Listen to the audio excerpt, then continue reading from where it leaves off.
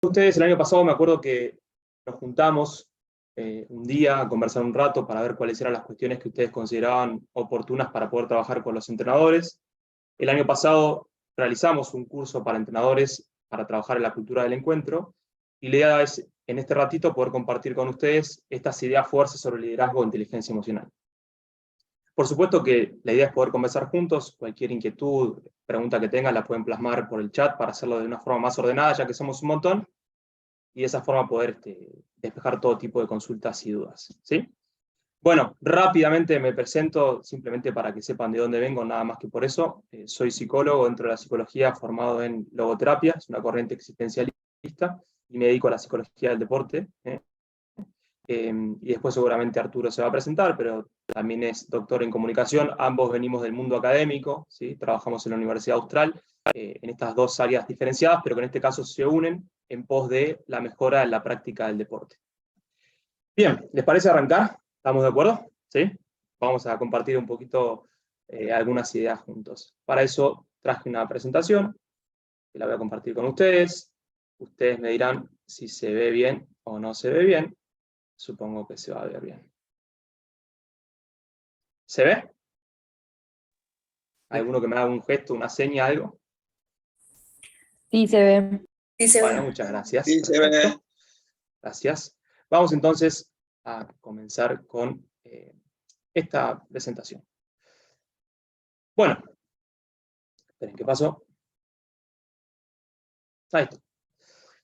En el año 2016, Harvard sacó este paper.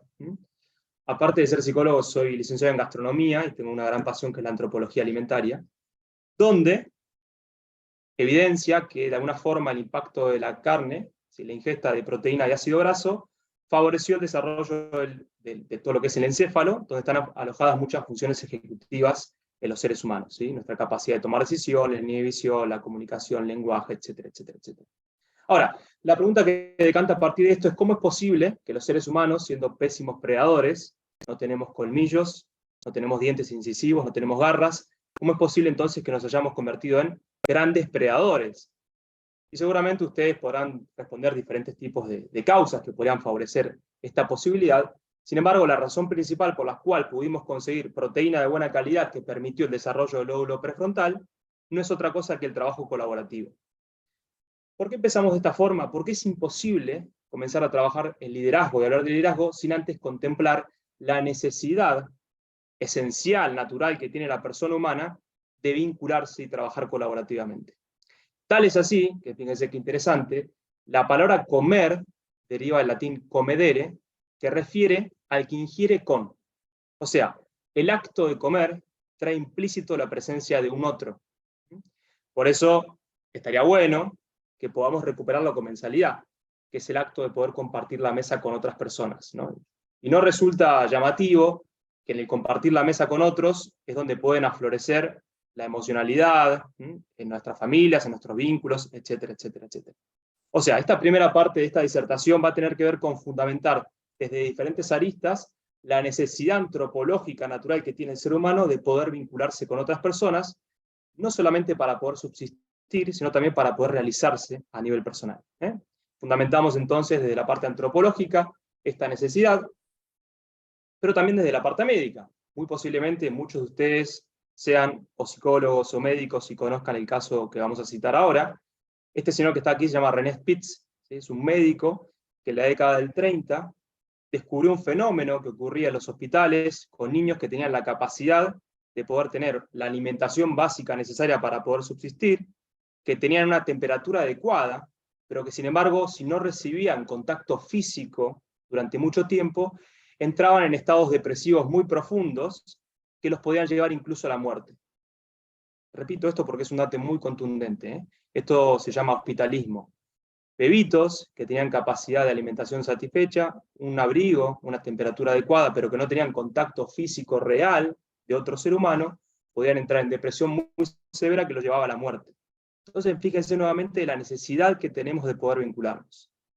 Desde aquí podríamos entender, por ejemplo, cómo nos ha costado tanto la cuarentena. No quiero entrar en el debate si fue oportuna o no fue oportuna en términos de salud, porque no lo sé y tampoco es mi área ni me corresponde, pero lo que sí podemos afirmar es que en términos psicológicos, sabemos que la cuarentena no es natural, porque la tendencia natural de la persona es salir de sí mismo al encuentro de un otro que está por fuera, ya sea para cumplir un proyecto que tenga valor y sentido personal, o para poder estar en contacto con otra persona a la cual amar, ya sea un vínculo de pareja, un vínculo de familia, un vínculo de amistad, lo que fuese que sea, ¿sí?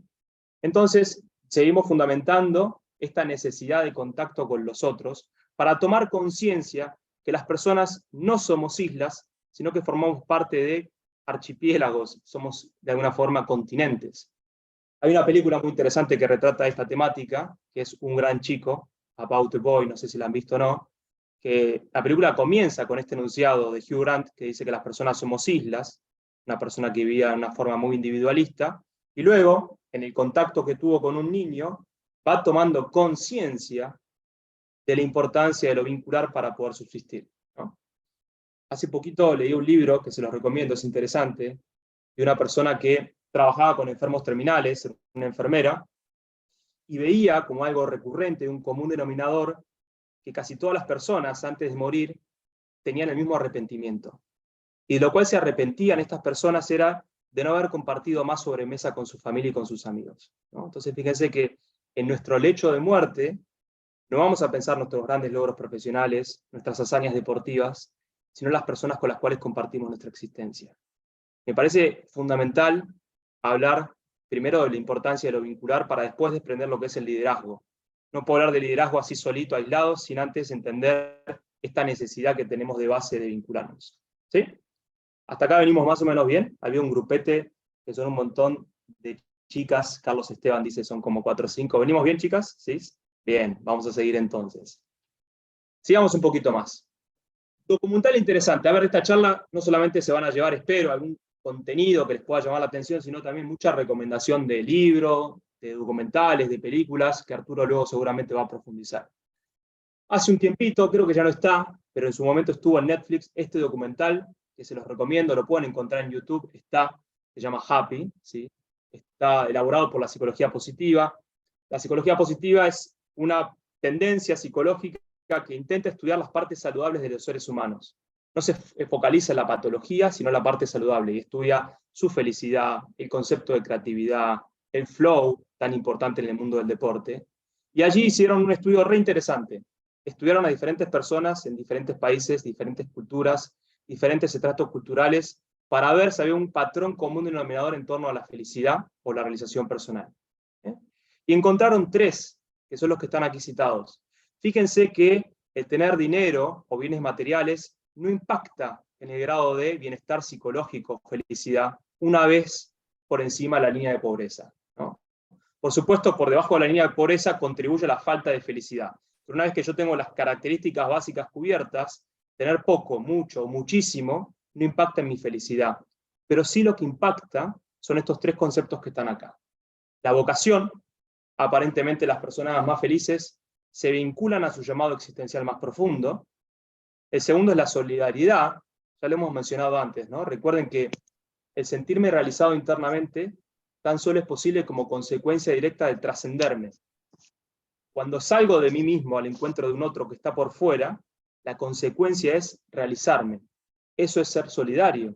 Lo hemos encarnado muchos de nosotros cuando nos brindamos genuinamente a un otro, lo que vivenciamos internamente es bienestar. Y tercero, que le da contundencia y fuerza a lo que venimos mencionando, los vínculos. Los vínculos, una gran red de vínculos estables que me puedan sostener. Hay una charla TED de un sobreviviente del accidente del río Hudson, recuerdan hace un par de años atrás. Hay una película al respecto, se llama Sully, con Tom Hanks, muy buena. El avión despega, tiene un desperfecto técnico en una de sus turbinas, y el piloto tiene que elegir entre volver a aterrizar en la pista en Nueva York o aterrizar de emergencia en medio del río, entre los rascacielos. Elige esa opción.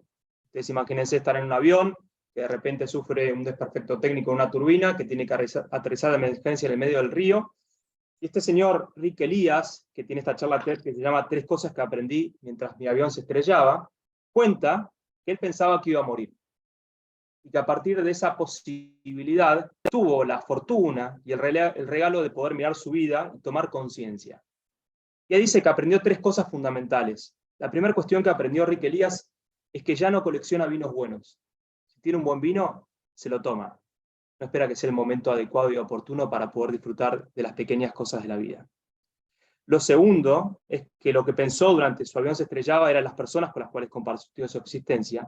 Y el tercer punto que mencionan en esa charla TED, que se las recomiendo, es que ya no está dispuesto a perderse nunca más un acto escolar de sus hijos. Entonces, fíjense nuevamente, al igual que con este libro, esta enfermera que trabajaba con personas terminales, lo importante de lo vincular, ¿no? No somos seres aislados, sino que somos personas que nos vinculamos por naturaleza. Otro dato interesante de este mismo documental Happy, que se los recomiendo, es que aparentemente, según estas investigaciones, un 40% de nuestra felicidad tiene que ver con una predisposición genética. La mía difiere de la de Aldana, difiere de la de Arturo. Tenemos diferentes tendencias genéticas para poder ser felices.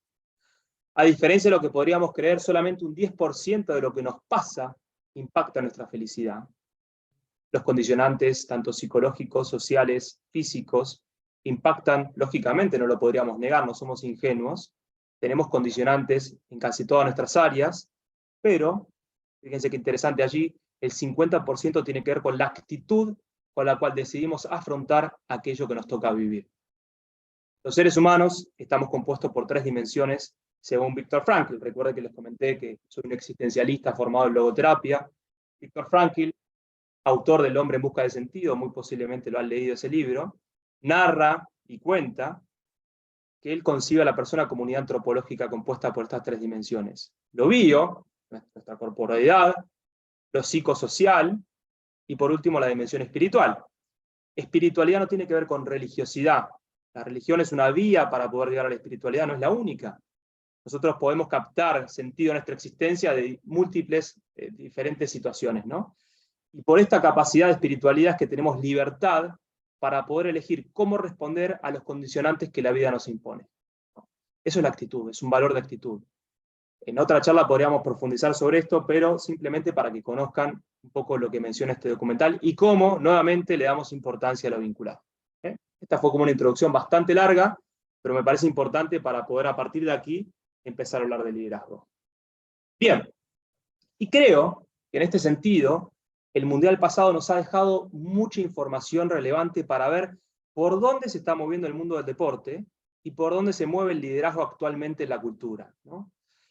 Interesante que el Mundial de Qatar ha sido catalogado como un mundial de la revolución tecnológica, estadios inteligentes, el VAR, que hemos padecido el primer partido contra Arabia Saudita, recuerdan que nos celebraron 3 goles, chips dentro de la pelota, estadios con containers absolutamente reciclados, aire acondicionado en el estadio, una app para los jugadores para ver su estadística en tiempo real, revolución tecnológica que marcó un mundial con mayor inversión económica de todos los tiempos.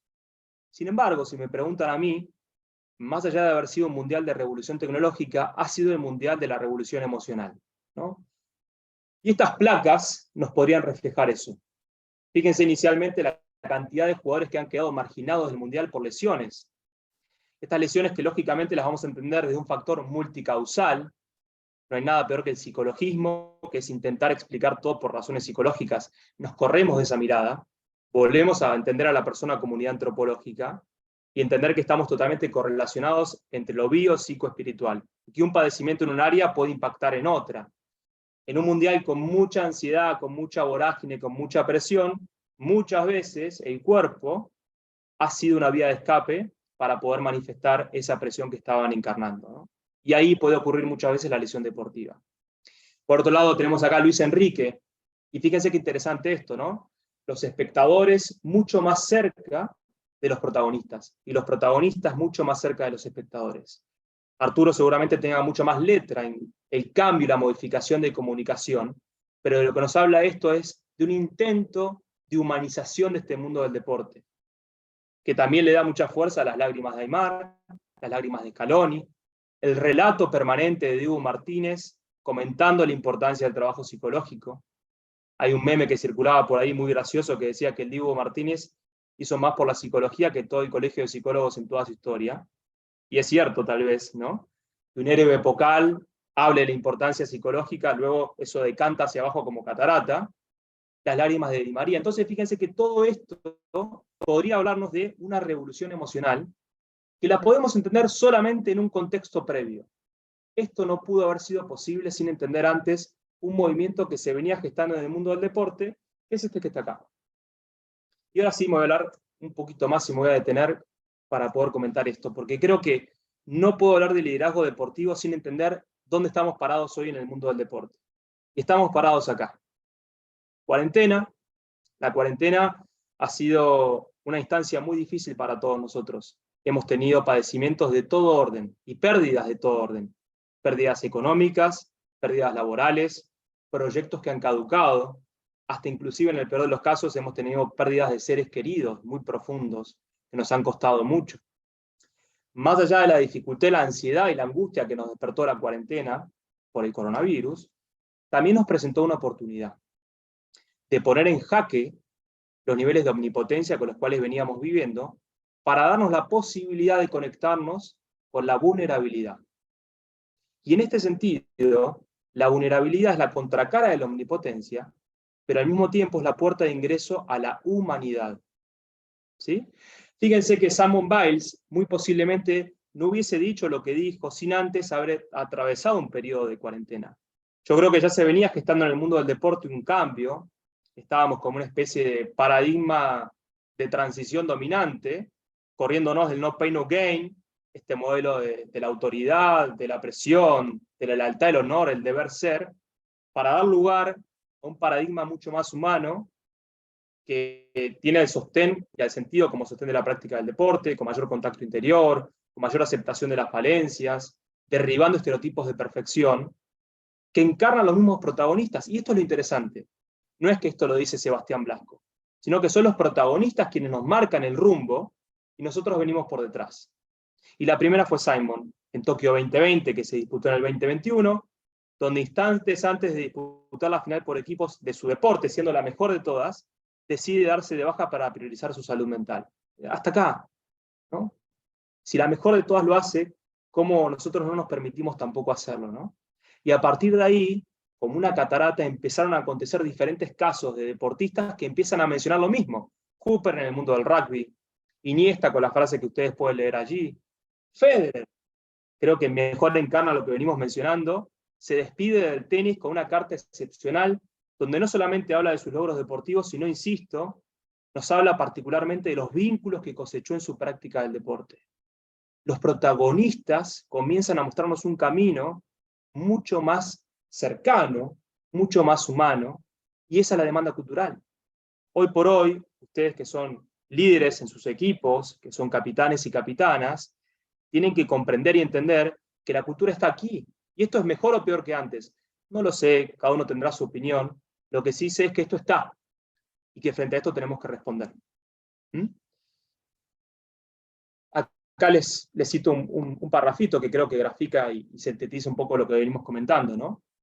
Nos encontramos inmersos en un momento cultural donde los mismos deportistas comienzan a mostrar su vertiente personal, inclusive integrando el mundo personal y el mundo deportivo.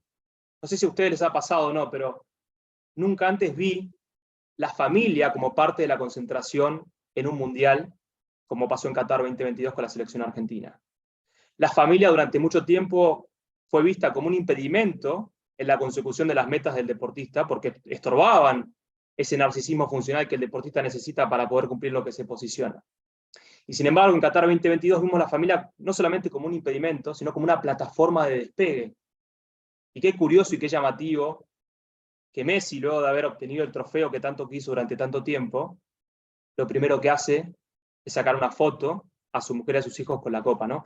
El valor de la familia como una catapulta de despegue del rendimiento, y no ya como un impedimento que dificulta poder conseguir lo que quiero. Se empieza a integrar, y esto es producto de la cuarentena, creo, lo personal y lo deportivo, lo personal y lo profesional. Nos pasa en todas profesiones, ¿no? Se empieza a integrar. Y la psicología todo el tiempo promueve la integración, no la escisión y la fragmentación, ¿no? Entonces empiezan a mostrarnos su vertiente personal, integrando la vulnerabilidad. Porque en última instancia anhelamos lo perfecto, pero nadie se identifica con lo perfecto porque somos imperfectos. Nadie se identifica con lo perfecto es enemigo de lo bueno, Y empezamos a hacer mucho más estrecho ese lugar entre los deportistas de élite y nosotros, porque estamos cada vez siendo más conscientes de nuestra humanidad, derribando estereotipos de perfección, expresando emocionalidad.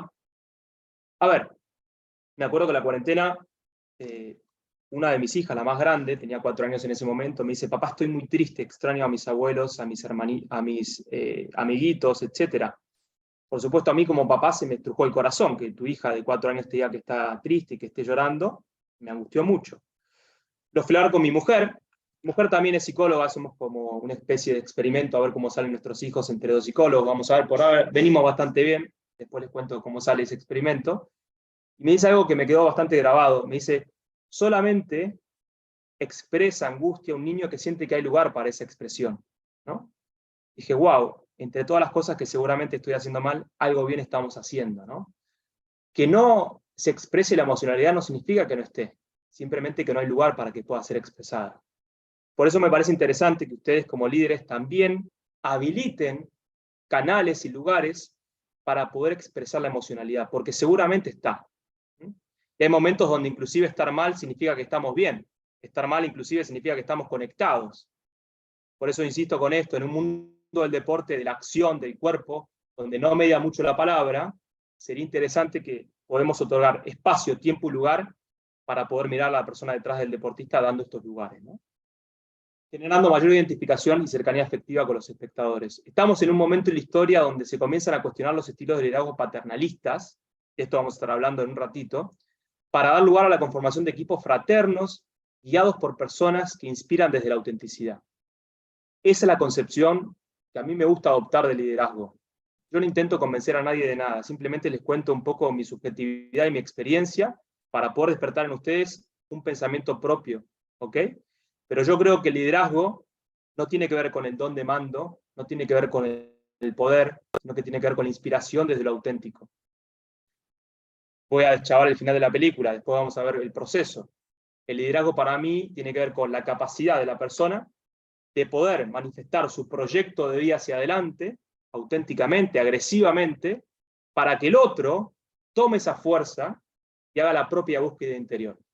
De alguna forma es la fuerza que mueve a la fuerza. Cuando yo vivo mi vida con sentido personal y lo demuestro auténticamente en el afuera, eso se capta, se percibe, porque el auténtico se capta y se percibe y se contagia, y el otro toma esa fuerza para hacer su propia búsqueda interior. El liderazgo es un proceso inspiracional. ¿De qué requiere entonces? De un único factor: vivir una vida con sentido plena y auténtica. Por eso creo que todos podemos ser líderes. Lo que necesitamos es la capacidad para poder orientarnos a nuestro propio camino personal.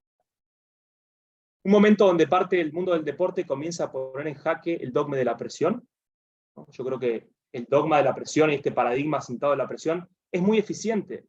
Sería ingenuo de mi parte decir que no es eficiente. Tiene mucho rendimiento, tiene resultado, pero también presenta grandes costos. También se pone en jaque el sufrimiento y la excelencia para abrirse la experiencia del contacto interior, el sentido personal y el disfrute como sostiene la práctica del deporte.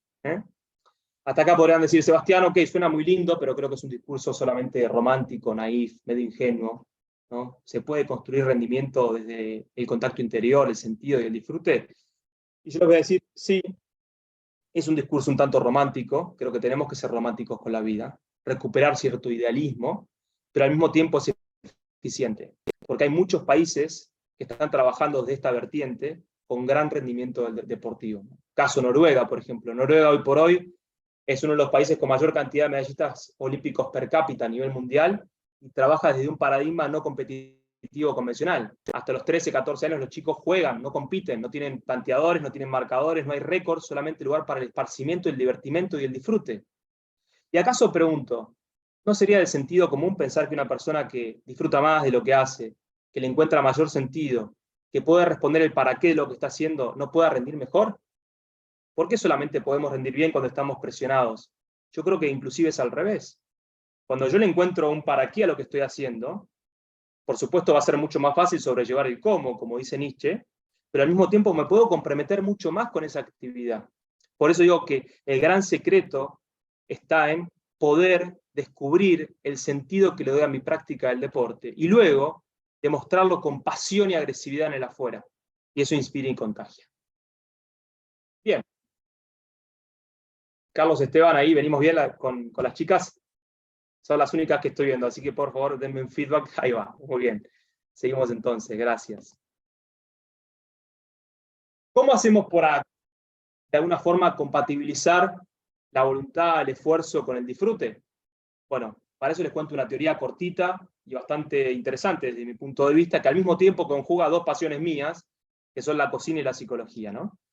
Que es este enunciado de un autor que se llama Tal Ben-Shahar, es un psicólogo que tiene el curso más vendido de todo Harvard, que se llama Psicología Positiva, que en su libro Ganar Felicidad, interesante por si lo quieren leer, nos cuenta que tenía que disputar un torneo de squash, que por cierto ganó, para el cual decidió cuidarse en su alimentación durante cierto periodo de tiempo.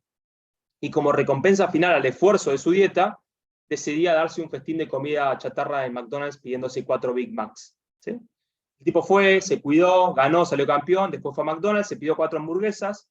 Cuando fue a comer la primera ya no la quería.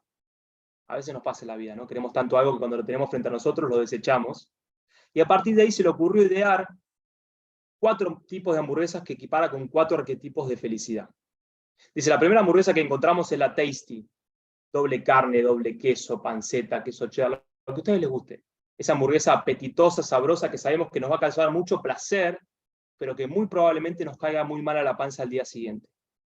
Y esta hamburguesa, dice Ben-Shahar, es la hamburguesa hedonista. Es el arquetipo de felicidad hedonista. La búsqueda inmediata de placer y la postergación del bien futuro.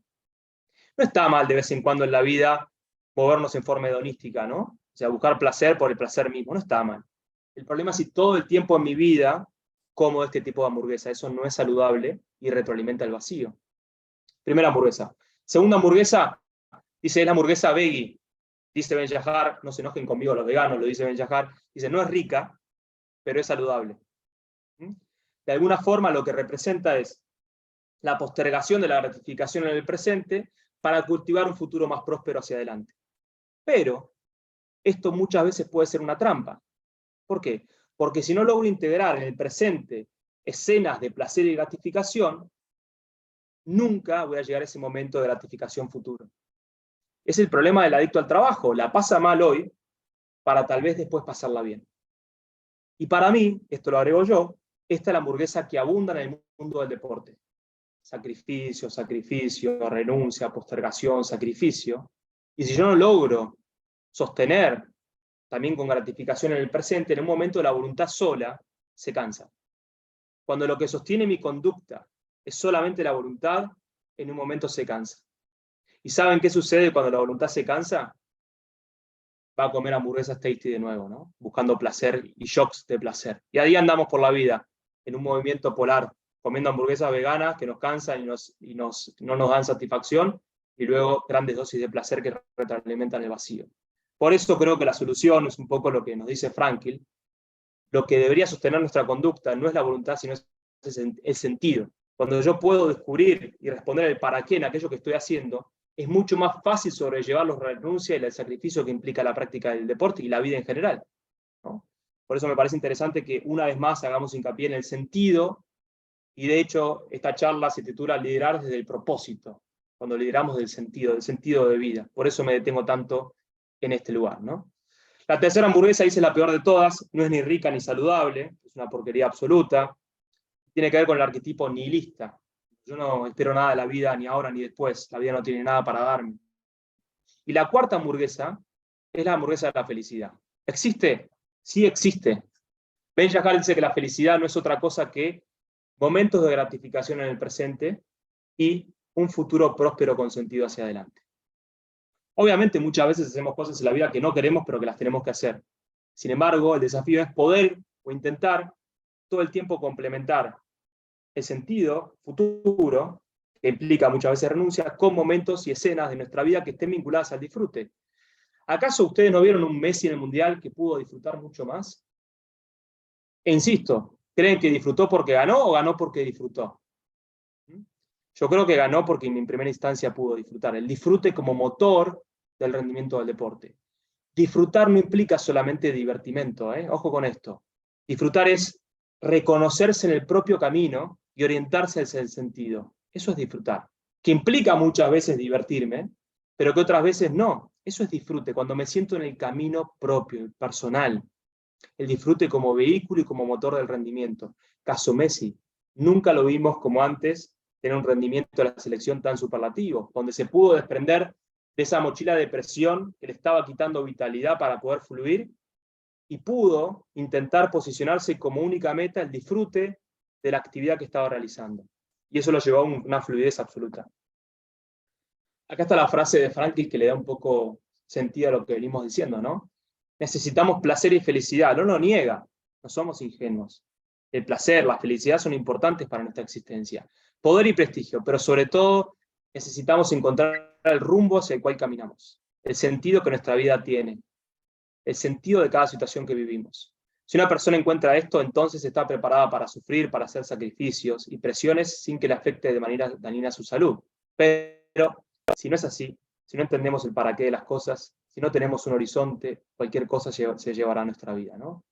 Cuando no podemos vislumbrar hacia dónde caminamos, la angustia nos toca la puerta. Por eso me parece que el trabajito es poder gestar áreas de vacío para escucharnos, para conocernos y poder llenarlas de sentido. Bien, este es como todo el paradigma antropológico para poder hablar, sí, y detenernos específicamente en el tema de liderazgo e inteligencia emocional. Ya definimos liderazgo, capacidad de inspiración. Por suerte ha mutado mucho este concepto. Antes tenía que ver con la autoridad, ya tiene que ver con la autoridad moral. Antes tenía que ver con el poder, ya tiene que ver con la inspiración desde la autenticidad. Y con la inteligencia pasó algo muy parecido, fue mutando el concepto. Antes la inteligencia era meramente matemática y aritmética, con un coeficiente intelectual. Y por hoy sabemos que la inteligencia tiene que ver con la capacidad de adaptarse, con humor, con velocidad, con emocionalidad, que hay diferentes inteligencias diferentes. Bueno, por suerte los conceptos van mutando, se van adaptando a esta vertiente cultural, que nos demanda que tengamos nociones sobre estas cualidades. Por eso, digo, ustedes pueden transferir estos contenidos a su mundo familiar, laboral, empresarial, etc. Hoy por hoy el liderazgo emocional es requerido en cualquier tipo de trabajo, ¿sí? Llamadas habilidades blandas a mí no me gusta, como psicólogo creo que se desprestigia cuando se habla que esto es blando, o por ahí por lo blando, por lo flexible que puede llegar a ser, pero sí son habilidades muy requeridas, ¿sí? Y vamos a ver de qué se trata. Bueno, inteligencia emocional. No podemos obviar una de las mejores películas de toda la historia de la humanidad, que es Intensamente. Se las recomiendo si no la han visto. A los alumnos de psicología los obligo a verla, si no le damos el título de psicólogos cuando finalizan su carrera, ¿sí? Ahí podemos distinguir las emociones básicas universales, son 5. Había una sexta en disputa, muchos teóricos dicen que está incluida, otros dicen que no. Lo cierto es que los creadores de la película decidieron no incluirla porque era como bastante invasiva, que es la sorpresa, ¿no? Imagínense un personaje que todo el tiempo se esté sorprendiendo, es como bastante invasivo. Y cada una de estas emociones tiene una función. Muy posiblemente no nos cueste tanto trabajo por distinguir cuál es la función de cada una de ellas, ¿no? El miedo, si fuese un auditorio más chiquitito les haría la pregunta, pero creo que es medio caótico preguntar, pero todos podríamos reconocer que el miedo tiene una función básica que es un mecanismo de supervivencia, nos resguarda. El enojo nos hace accionar, enojarse no está mal, la dificultad es saber enojarse en el momento adecuado, con la persona adecuada, de la forma adecuada, ¿no? Ser asertivo en este sentido, enojarse no está mal, el tema es con quién, cómo y cuándo y dónde. La alegría que nos permite sociabilizar, el desagrado o el asco, que también es una emoción que nos preserva, y por último la tristeza. Y nos cuesta mucho más, ¿no? Y acá sí pregunto y abro el chat para que vayan poniendo sus respuestas. Nada de lo que digan va a ser tomado en su contra, al contrario, todo lo que digan va a ser tomado a su favor, ¿sí? A diferencia de lo que nos suelen decir. ¿Para qué sirve estar tristes? ¿Sirve estar tristes? ¿Cuál es la función que tiene la tristeza en los seres humanos? A ver qué va apareciendo ahí en el chat de lo que vayan poniendo. ¿Para qué sirve estar tristes? ¿Qué les parece? Para valorar cuando estamos felices, en el contraste. Muy bien, Steffi. ¿Qué más? Reflexionar. Excelente. Momentos de reflexión, aprendizaje. Bien. ¿Qué más? Para hacernos más fuertes. Excelente. Canalizar situaciones. Excelente. Reflexionar. Bueno, todo lo que han dicho está buenísimo y es verdad, ¿sí? Esas son las funciones de la tristeza. Y creo que lo podríamos resumir como capacidad introspectiva. Excelente, Ceci. La tristeza nos replegamos sobre nosotros mismos para tomar conciencia. Cuando estamos tristes, el afuera deja de tener sentido, donde solamente pasa a tener sentido el adentro. Estoy triste, me corro del afuera a un repliegue sobre mí mismo, y en ese repliegue tener la capacidad y la nitidez para poder escuchar mejor a la voz de mi conciencia. Conciencia sería como Pepe Grillo en Pinocho. De hecho, Pinocho es una película sobre un niño que pierde su conciencia. Y cuando pierde su conciencia no sabe hacia dónde ir. Y cuando no tiene sentido, hace cosas que no tienen sentido. Cuando recupera su conciencia, puede volver a restablecer su propio camino. Y muchas veces la tristeza nos da esa posibilidad de escuchar a la conciencia para conectarnos con nuestra autenticidad. Si me preguntan a mí, y si de hecho han visto la película, Riley, que es la protagonista, puede sobrellevar su crisis vital, que es la adolescencia, y su crisis accidental, que es su mudanza, gracias a la tristeza. No sé si les pasó a ustedes, Pablo, pero lo que me pasó a mí es que, por ejemplo, hay un momento en el cual la alegría me estorbaba, me hacía ruido, me incomodaba, no tenía nada que hacer en ese camino. Era camino solamente para que la tristeza pudiese actuar, reflexionando sobre esa capacidad de autenticidad. Por eso digo que muchas veces estar mal está bien, significa que estamos en contacto interno. Como en otro momento creo que el tabú cultural estaba instalado en la sexualidad, hoy por hoy para mí el tabú cultural está instalado en la tristeza. Nos incomoda mucho. Cuando el otro está triste, cuando nosotros estamos tristes, no sabemos qué hacer, qué decir, cómo actuar. Y fíjense, un viaje en el ascensor, esto yo lo denomino el síndrome del ascensor, compartimos con un vecino, bastante incómodo por cierto ese momento siempre, hacemos de cuenta que revisamos el celular, miramos al espejo, miramos para abajo. Por amabilidad le preguntamos al otro cómo está, esperando que nos diga que está bien, pero si por casualidad osa decir que está mal, nos queremos tirar del ascensor rápidamente porque no sabemos cómo actuar y qué decir y qué hacer. Nos incomoda. Sin embargo, me parece importante, si vamos a hablar de inteligencia emocional, que sepamos comprender cada una de las funciones de cada una de las emociones, distinguirlas, diferenciarlas para poder gestionarlas.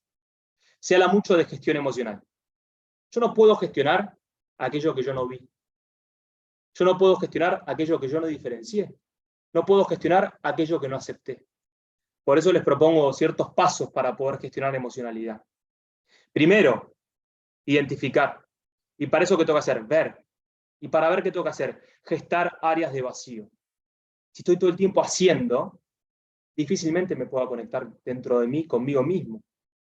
Por eso hay un autor que es un colega, maestro, amigo, el doctor García Pinto, logoterapeuta, que habla que estamos atravesados por el síndrome de Forrest Gump. Si han visto la peli, el correr es sustancial en la película. Forrest corre inicialmente para salvarse de los chicos que le hacían bullying, luego corre cuando es estrella de fútbol americano, luego corre en la guerra de Vietnam para salvar al teniente Dan, ¿recuerdan la escena? Y luego de que su madre muere, sale a correr y corre durante más de 2 años y le da vuelta a Estados Unidos varias veces. La gente le empieza a seguir, le empieza a crecer la barba. Y un periodista lo confronta y le pregunta, Forrest, ¿por qué corres? Por la paz mundial. ¿Alguien recuerda qué responde Forrest frente a esa pregunta del periodista? ¿Cuál es la razón por la cual él corría? ¿Habrá algún memorioso, cinéfilo o cinéfila que recuerde por qué corría Forrest? Porque tenía ganas de correr. Exactamente, muchas gracias. Porque tenía ganas de correr. No sabía muy bien ni por qué ni para qué, pero correr es mucho más fácil que ser, ¿no?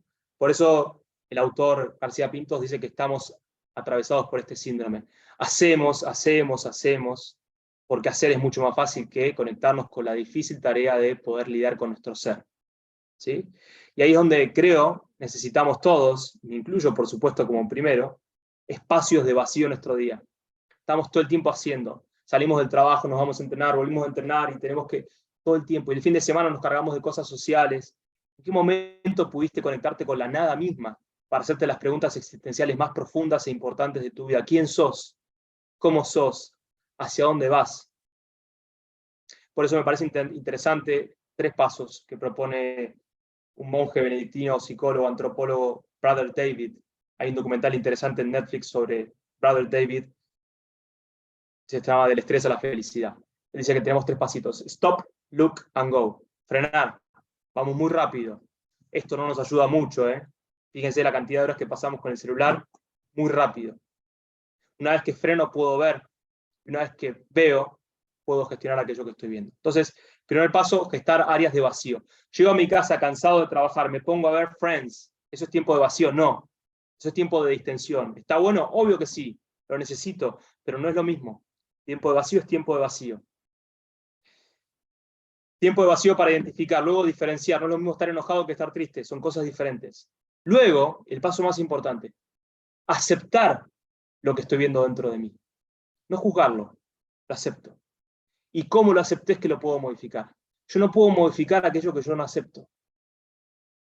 3 pasos interesantes entonces. Sigamos y vamos cerrando para poder dar pie a Arturo. Librito interesante, Inteligencia Emocional de Goleman. Fíjense algo clave que dice en su libro, dice que aproximadamente solamente un 20% de nuestra eficacia laboral tiene que ver con nuestro coeficiente intelectual. Solamente un 20%. Con un CI en el cual nacemos prácticamente es difícil de modificar. El restante 80% tiene que ver con nuestra inteligencia emocional que se puede aprender. Esto es una muy buena noticia, ¿sí? La emocionalidad, la inteligencia emocional se aprende. ¿De qué forma? Conociendo las propias emociones, aceptándolas, manejándolas, y después, como segundo paso, reconocer la emoción de los demás y establecer relaciones. Yo no puedo establecer una relación con el otro sin conocerme primero. Por eso es un doble movimiento, de adentro hacia afuera. ¿Bien? Lo podríamos dividir en estas 3 grandes áreas. Primero, autoconocimiento. Segundo, toda la parte que mencionamos de gestión. Y tercero, las habilidades sociales. Y para conocernos, qué mejor, esperen, a ver, se trabó, que esta película. ¿Sí? Se van con varias películas para el fin de semana largo, para Semana Santa, ¿sí? Para repasarlas, seguramente muchos las han visto. Gran película. Si ustedes me preguntan, ¿cuál es la mejor película para ver el tema de la autoestima? Kung Fu Panda. Po, un panda, un tanto torpe, infantil, risueño. Tenía un sueño muy profundo que era ser como los 5 guerreros, emularlos, ser como ellos. Tan pendiente estaba de ser como ellos que olvidó quién era él. Luego, Sabún se va detrás del descubrimiento del contenido del rollo del guerrero dragón. Y cuando lo abre se encuentra con que estaba vacío, no entendía nada. Iba a encontrar el poder ilimitado del Kung Fu, los secretos del Kung Fu. Lo tira, enojado, ¿no? Esperando que la vida le dé las monedas que no tiene para darle. Y luego tiene una conversación muy interesante con su padre, que es una especie de ganso que hace fideos, y le pregunta cuál es el ingrediente de su sopa especial, y el padre le dice que ninguno. Y ahí se da cuenta. Tiene un famoso aha moment, eureka moment, ¿no? Un insight. A veces nos damos cuenta de las cosas. Abre el rollo y se da cuenta que no estaba vacío, sino que era un espejo. Y cuando se refleja así, cuando se confronta, cuando se conoce, cuando se acepta, paradójicamente puede desplegar su mejor versión y derrotar a Tai Lung. Disney juega mucho con esta figura del espejo. Rey León, Mufasa, que le dice a Simba cuando se refleja en el lago, recuerda quién eres. Lo mismo, ¿no? Espejarnos, confrontarnos, conocernos. Estima, dice García Pintos, no tiene que ver con afecto. Solemos creer que la autoestima es cuánto nos queremos, y en realidad tiene que ver con cuánto pesamos. Estima es peso, es ponderación. Y para saber cuál es mi peso, me tengo que pesar una balanza existencial. La autoestima es fortaleza más menos debilidades. De esa forma, me tengo que conocer más para poder tener más autoestima, no quererme mejor o quererme más. ¿Y eso qué implica? Aceptarme tal y como soy. Dejar de pretender ser otro. Cuando yo miro para afuera, dejé de mirar al espejo y perdí conciencia de que soy. Por eso esto se trabaja internamente. La aceptación se construye de adentro hacia afuera.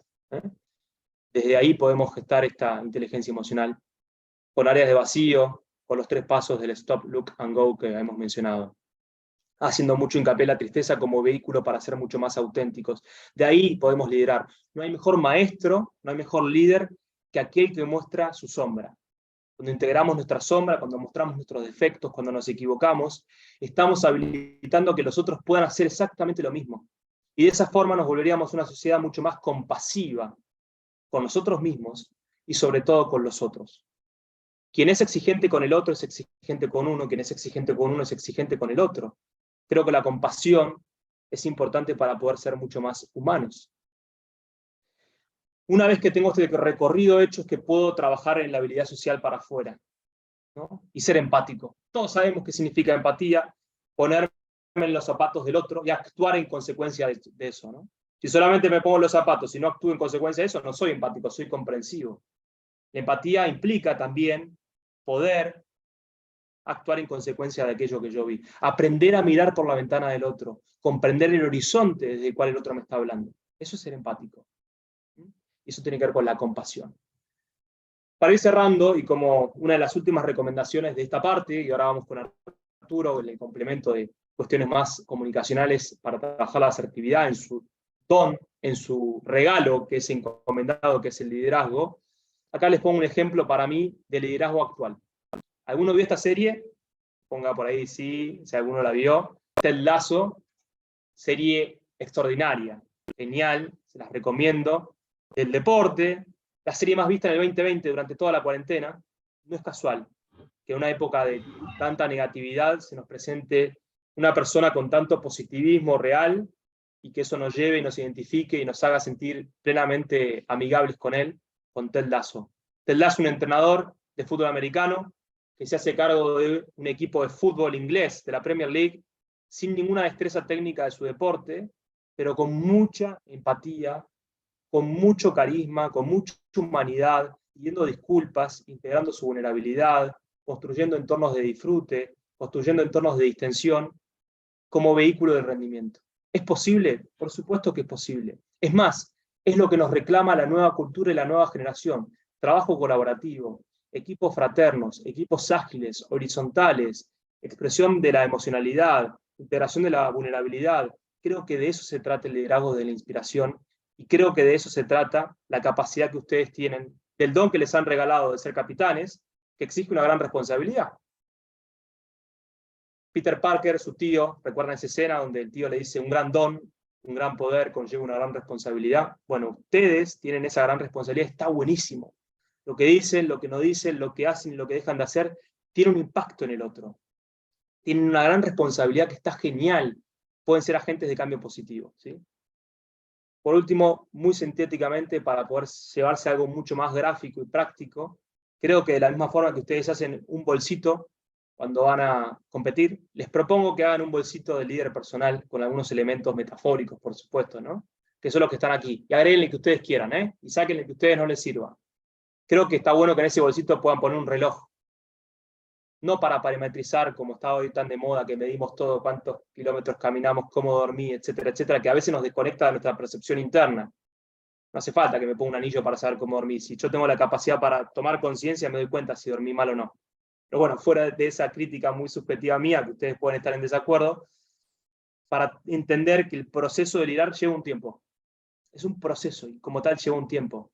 Den el tiempo necesario para que este proceso pueda desarrollarse. Estamos muy apurados a veces. No sabemos ni por qué ni para qué, pero vamos apurados. Bajemos un poco, vayamos más despacito, tomemos más conciencia. Segundo, una bandita elástica. El liderazgo exige flexibilidad. Tenemos que ser flexibles. Saber adaptar y saber conocer al otro para saber qué tecla del piano tocar, porque cada persona es diferente. Yo no puedo adaptar la persona a mi método, sino que tengo que adaptar mi método a cada una de las personas, porque somos todos diferentes. Un GPS, que está tan de moda en el deporte, pero en este caso un GPS existencial. Lo único que te pide el GPS para llevarte al destino es la dirección. Si ustedes tienen claridad de hacia dónde van, más tarde o más temprano no van a llegar. ¿Por qué? Porque tienen la capacidad para escuchar la voz de la conciencia que dice recalculando. Doblar, inclusive te puedes perder, pero si vos escuchás a tu conciencia, te acordás de los ruidos, del hacer constante, y escuchás a tu conciencia, vas a llegar a tu camino, a tu destino. Otra cuestión que les recomiendo poner en el bolsito, un cuaderno con un lápiz y una goma, para anotar permanentemente todo lo que pueden aprender del otro. Yo en el consultorio trabajo con deportistas de élite, tengo un cuaderno donde escribo todo lo que aprendo de los pacientes. De cualquier persona hay algo para aprender siempre. No perdamos nunca nuestro espíritu de curiosidad, nuestra humildad. Y también una goma de borrar para saber reparar y pedir perdón cuando fuese necesario. El líder tiene que saber pedir perdón cuando se equivoca. Unos Google Glass, unos anteojos, estos que miden las cosas en tiempo real, pero en este caso para algo diferente, para poder ver un poquito más allá, ¿sí? Y poder ver la riqueza de cada una de las personas que está dentro de sí. En un ejercicio metafórico, si yo tuviese en este momento una bombita de luz y la encendiera, ustedes podrían ver la luz de esa bombita. Si ahora pongo alrededor un velador, ¿ustedes podrían seguir viendo la luz? Posiblemente sí, con menor intensidad, pero podrían seguir viendo su luz. Si pongo una toalla alrededor de esa bombita y la enciendo, ¿ustedes podrían ver su luz? Sí, con mayor dificultad, pero podrían seguir viendo su luz. Yo pongo una caja de hierro negra, prendo la luz. ¿Ustedes pueden ver la luz? No. ¿La luz sigue encendida? Sí.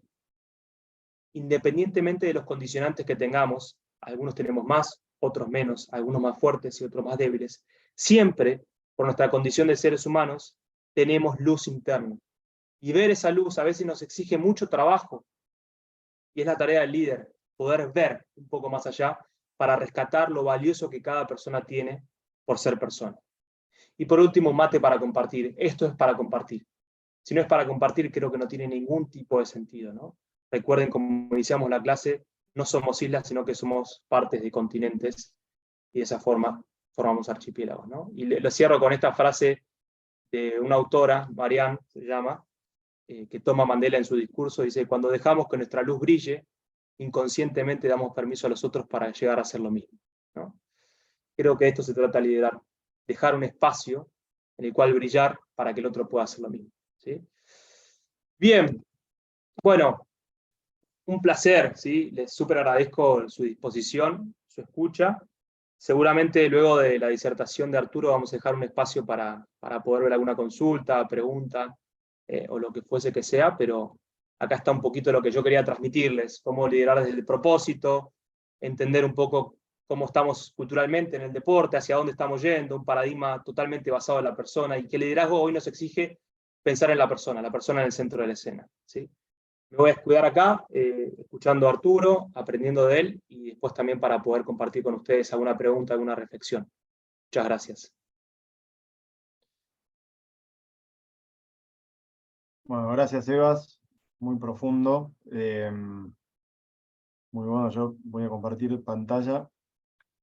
Me tenés que habilitar para... Vos o Néstor para habilitar pantalla. Yo le voy a aprovechar para contarles, desde ya, bueno, yo voy a hablar de comunicación, que es lo que vengo estudiando hace ya 20 años. Pero además también voy a hablar desde otros sesgos que tengo, porque yo fui jugador de rugby durante unos 17 años. Me tocó ser capitán de varios equipos, y en ese caso, además de la comunicación, voy a hablar por la experiencia que me dieron los errores que yo hice siendo capitán, y que a la distancia digo, bueno, hay tantas cosas que hubiera hecho distintas, pero bueno, que también a uno le hacen aprender, y ya más grande poder transmitir algo de esa experiencia a otros. Y los otros egos son que soy hincha fanático de River y de Messi. Es decir, yo a Messi lo vi debutar. A mí me gustaba mucho el Barcelona de Ronaldinho, y se hablaba de un chico argentino que estaba ahí en las inferiores y que la iba a romper. Así que yo venía medio atento, y empecé a ver a Messi desde el primer partido que jugó en Barcelona. Así que van a ver que esos ejemplos, digamos, de fútbol, de rugby, de Messi, van a estar a lo largo de esta presentación. El foco es hablar de liderazgo y comunicación, y el punto de partida engancha directo con lo que decía Sebas. Por eso es el punto cero de la presentación. Mucho de lo que yo voy a decir acá tiene que ver con, o tiene que tener la base de un autoconocimiento. Yo pongo en realidad acá dos modelos de liderazgo bastante antagónicos en esto que nos gusta tanto en esta cultura de generar rivalidades: Barcelona-Real Madrid, pero también sus figuras Messi, Cristiano Ronaldo. Y quizá Cristiano ha simbolizado más el liderazgo enfocado en el objetivo, en el resultado, en la autosuperación, y Messi, sobre todo este último Messi, ese otro liderazgo que hablaba Sebas, más vinculado a la relación, ¿no? Es bastante significativo que cuando termina el partido contra Francia, los jugadores salen corriendo a festejar, como es natural, con el último que pateó el penal, con el arquero, y hay un grupo que se da vuelta y va a festejar a Messi. No solo festeja a Messi, sino que le dice como lo lograste, ¿no? Chicos que crecieron viéndolo, y que generaron un vínculo que hace que gran parte de lo que hicieron fuera motivado por darle algo a su líder, ¿no? Por devolverle algo a ese líder. Me parece que los modelos sirven un poco para también pensarse uno a sí mismo, ¿no? Decir, bueno, ¿quién soy? ¿Cómo me gustaría ser? ¿Cuáles son mis características? ¿No? ¿Cómo quiero que me vean? ¿No? Las preguntas de comunicación toman como punto de partida esto. Es decir, yo adapto la comunicación a cómo me quiero mostrar hacia los otros. ¿Qué tipo de líder quiero ser? Es una pregunta que antecede a la pregunta de cómo tengo que comunicar ese liderazgo. Después, una vez que uno empieza a transitar un camino, en esto coincido plenamente, es un proceso en el cual uno se va autodescubriendo y también se va equivocando y si es reflexivo y es lo que proponemos, va aprendiendo de esos errores. Es fundamental que uno busque una coherencia. ¿Sí? Esta es una película Selig de Woody Allen, que es lo contrario, digo, de esto que les estoy diciendo. Pues es un personaje que se mimetiza, es decir, se adapta siempre a las personas con las cuales habla. Entonces, si habla con afroamericanos, él es afroamericano. Si habla con judíos, es judío. Si habla con jugadores de hockey, es jugador de hockey.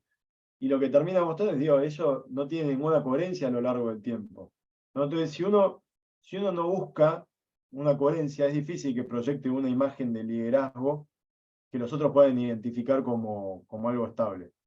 Esa coherencia tiene dos aspectos. Primero, un aspecto de los propios mensajes, ¿sí? Y esto, digo, si yo digo que soy un líder empático, que me quiero relacionar, que estoy abierto al diálogo y miro a la gente de este modo, estoy generando una contradicción, ¿sí? Lo mismo, y esto pasa con las parejas. Sí, no, te estoy prestando atención. Ya, todo el día mirando el celular. ¿Sí? Esto en realidad, yo lo tomo de dos psicólogos. Bueno, el primero en realidad era un antropólogo, pero Gregory Bateson y Paul Watzlawick, que fue su discípulo, que fueron fundadores de la terapia sistémica, pero hablaron mucho de comunicación, por eso a mí me interesa mucho. Y ellos decían, uno siempre comunica a dos niveles, ¿sí? Comunica a un nivel relacional y comunica a un nivel de contenido. Tenemos un problema, que es que en general le damos mucho peso en la conciencia al aspecto de contenido. ¿Qué me dijo? ¿Qué le dije? Pero en realidad a nivel subconsciente le estamos prestando mucha atención a esto otro, que es, ¿pero con qué cara me lo dijo? ¿Con qué tono de voz? ¿Con qué postura? Y eso, según Bateson y Watzlawick, enmarca lo que digo. ¿Sí? Entonces, si yo le digo a alguien, sí, vení, contame tus problemas con esta cara, ¿sí? Con esta cara que es una cara de burla, de desprecio, y el otro va a decir, acá hay algo raro, acá hay algo que no me cierra, ¿no? Te estoy prestando atención con esta gestualidad. Hay dos aspectos de esto que tienen que tener muy en cuenta. Primero, tienen que tener autocontrol, ¿sí? Y ser coherentes de la propia cara, de la propia gestualidad que hacen. ¿Sí? ¿Para qué? Para buscar coherencia entre lo que se dice y cómo se lo dice. Pero también de estar muy atento a los otros. Sí, Seba recién decía, bueno, es una convención que uno le pregunta a alguien, ¿cómo estás? Bien. Ahora, alguien me puede contar que está bien con la cara de abajo a la derecha. Si me preocupa esa persona, yo le tengo que dar más peso a la cara que a lo que me dice. ¿Sí? Si me cuenta, chico, ¿estás motivado para el partido? Sí, la verdad que sí, con esa cara de abajo a la derecha, yo me tengo que preocupar. ¿Sí? Si a mí realmente me interesa la otra persona, tengo que darle más bola a la cara que a lo que me dijo. ¿Sí? Esto es un aspecto, me parece fundamental, porque estas fotos que ustedes ven acá salen en el libro de Paul Ekman, uno de los psicólogos que empezó a hablar de estas emociones básicas, y él dice una cosa que yo la probé, que es el gesto y la emoción están tan intrínsecamente relacionados que si vos haces bien el gesto de la tristeza, te empezás a sentir triste. ¿No? Entonces él en el libro va describiendo cómo se hace, cómo es el gesto de la tristeza, cómo están las cejas, cómo está la boca, cómo están los músculos faciales. Y si uno va siguiendo eso que dice Ekman y siguiendo las fotos, se empieza a sentir triste. Es una cosa impresionante. A punto tal que, por ejemplo, una de las técnicas típicas de actuación que le dicen a los actores es, vos querés hacer una buena actuación de estar enojado, enojate. Querés hacer una buena actuación de estar triste, entristecete. Un extremo de esto, sigo con las recomendaciones de películas, hay dos películas que se tienen que ver juntas. Una se llama Man on the Moon, no sé si la ha visto alguien, de Jim Carrey. Jim Carrey es una biopic, ¿no? Es decir, una película de una biografía sobre un comediante que no sé qué patología psicológica tenía, después le preguntamos a Sebastián, pero tenía una disociación de personalidad bastante fuerte y constantemente estaba actuando, incluso con sus familiares. La película es muy buena, es uno de los primeros papeles dramáticos de Jim Carrey, pero viene junto a otra película que se llama Jimmy Andy, que es un documental sobre Jim Carrey cuando hizo esa película. Jim Carrey se mete tanto en el personaje que empieza a hacer las cosas que hacía Andy Kaufman. A punto tal que, por ejemplo, va a la familia y la familia se emociona y dice, pudimos volver a hablar con Andy. Vino Andy y habló con nosotros. El director de la película, en un momento, le dice a Jim Carrey personificando a Andy Kaufman, le dice, sí, mira, ¿le podés decir a Jim que quiero hablar con él hoy a la noche? Y se juntan a comer para que el director le diga a Jim Carrey que Andy estaba haciendo un gran papel, pero que estaba tensando las relaciones con su equipo de trabajo. Así que si podía ser un poco menos Andy y un poco más Jim Carrey. Pero yo lo que rescato de eso, porque muestra muy bien esas películas, es lo intrínsecamente relacionado que está esa actuación con lo que uno siente, ¿no? Por lo cual esto va a dos vías. Si ustedes quieren ser empáticos y quieren mostrarse empáticos, no van a poder comunicarlo si no lo quieren actuar de verdad. Es decir, si ustedes no tienen una preocupación real por los otros, es muy difícil que su cara muestre esa preocupación real. Si ustedes no sienten emociones antes de entrar a un partido, unas emociones determinadas, ¿no? de foco, de adrenalina, es muy difícil que eso se lo transmitan a los otros jugadores. ¿Sí? Por lo cual, traten de ponerse en el papel antes de actuarlo y traten de prestar atención a las otras caras, ¿sí? de esas personas que los rodean y lean más la cara de lo que les dicen. ¿Sí? Estén atentos a qué les indican esas caras, porque esas caras son mucho mejor información que lo que les puedan decir. El segundo aspecto tiene que ver con la coherencia a lo largo del tiempo. Y bueno, esto fue muy celebrado en Argentina, ¿no? El Andá pa' allá, bobo.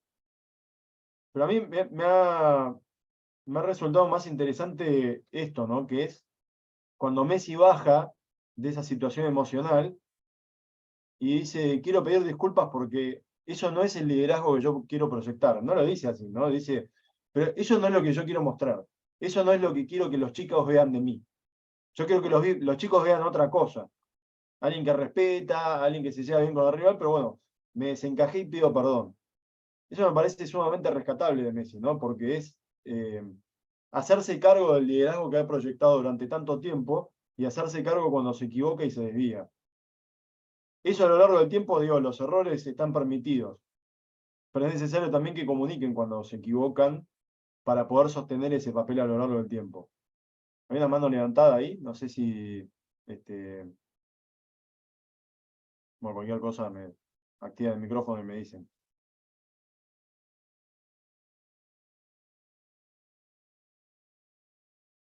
Otro aspecto relevante, sí, es la inteligencia contextual. Esto es un poco lo antifútbol.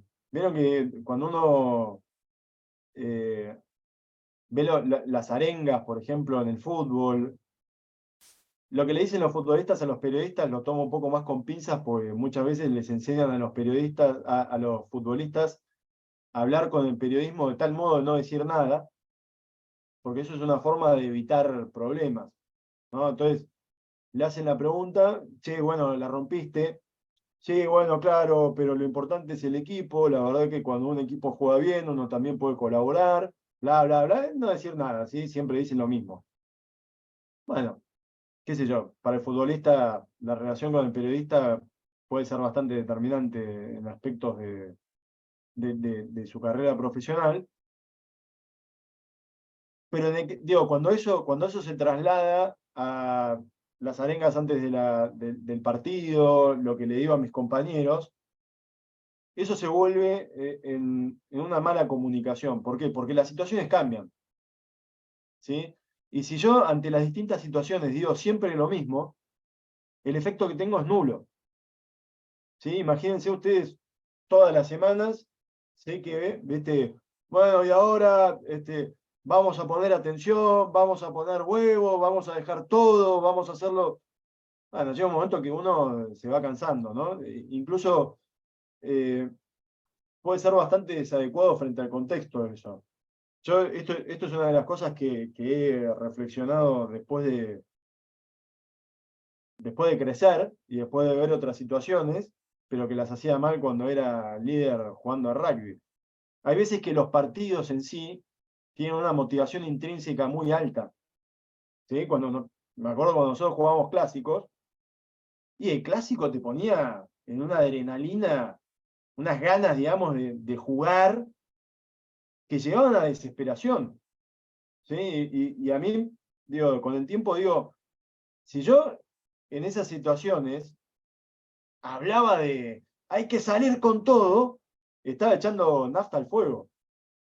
Sí, era problemático ese mensaje muchas veces, porque el equipo no necesitaba eso, el equipo necesitaba bajar un poco para controlar esa ansiedad. Necesitaba, al contrario, digo, la motivación de salir a correr, a disputar cada pelota, a estar enfocado, ya estaba. Yo quizás lo que necesitaba en ese momento era llevar a mayor reflexión acerca de qué situaciones se iban a presentar en el partido, cómo nos teníamos que autocontrolar, cómo canalizar toda esa motivación hacia algo que fuera conducente. Bueno, en ese momento yo no lo pensaba así, y es un error. Uno tiene que pensar muy bien las situaciones que se va a encontrar en los partidos y fuera de los partidos. Y por eso pongo esta foto, no sé si recuerdan esta situación. Pero saco la foto no porque yo me vuelque alguna de las dos actitudes, sino porque son antagónicas. Este es un partido en el 2002 contra Suecia, Argentina contra Suecia. Estaba empatando Argentina y se estaba quedando afuera del Mundial.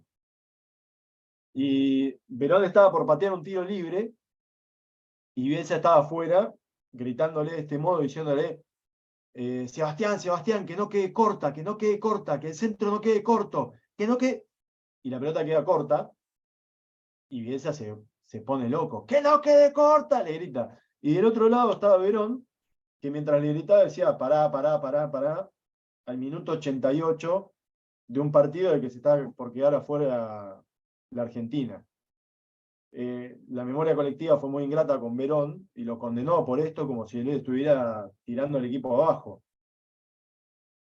A mí me genera la duda, digo, en ese contexto, en esa situación, ¿cuál era la situación de liderazgo correcto? ¿No? Y esto es algo que ustedes tienen que estar muy afinados para leer. ¿Sí? Es decir, ¿qué mensaje requiere de mí esta situación? ¿Sí? Voy a jugar un clásico, voy a jugar un partido por el descenso, voy a jugar un partido a cancha vacía o a cancha llena, voy a jugar contra un rival con el cual tenemos pica, ¿sí? O al contrario, un rival que nos ha ganado por goleada, ¿sí? Al que no le encontramos la vuelta. ¿Qué es lo que tengo que decir frente a esas situaciones? ¿Y qué micro situaciones me voy a encontrar en el partido? ¿Sí? Esto es muy importante pensarlo de antemano. Es decir, pensar estratégicamente implica ponerse de antemano a pensar en qué situaciones concretas voy a estar y qué puedo decir en esas situaciones concretas. Y como les digo, esto cambia semana a semana y a veces incluso partido a partido.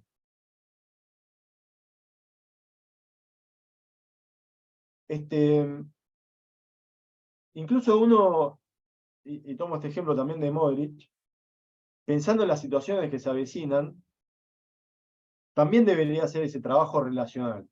¿no? No sé si han visto esto durante el Mundial, se difundió bastante, sobre todo antes de que Argentina jugara contra Croacia, una charla entre Modric, el capitán de Croacia, y el arquero de la selección croata. Interesantísima, es un fragmento de un documental que está en YouTube.